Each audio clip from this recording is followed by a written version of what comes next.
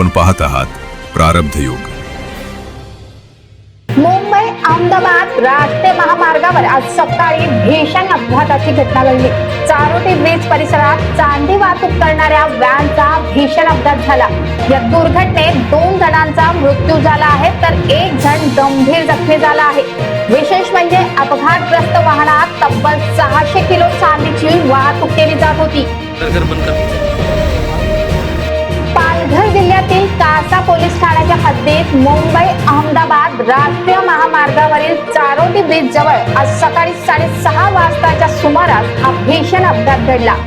मुंबईहून गुजरातच्या दिशेने जाणारी MH48 BF 3001 क्रमांकाची व्हॅन नाकोडा बुलियन मुंबई येथून मोदीसन लिमिटेड वापी गुजरात येथे 600 किलो वजनाच्या चांदीच्या 20 प्लेट घेऊन जात होती।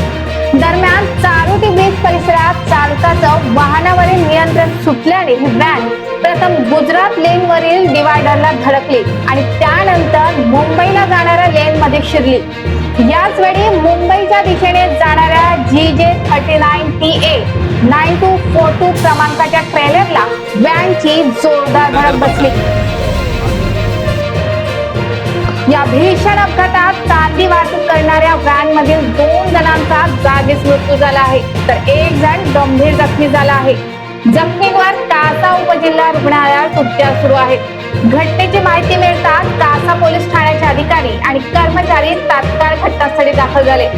अपघातग्रस्त वाहनातील 600 किलो वजनाच्या चांदीच्या 20 प्लेट सुरक्षित अवस्थेत पोलिसांनी ताब्यात घेतल्या आहेत, ज्याची बाजारात किंमत अंदाजे 17,66 लाख इतकी असल्याचं सांगितलं जात आहे। सध्या कासा पोलीस या प्रकरणाचा अधिक तपास करत असून पुढील कायदेशीर कारवाई सुरू आहे।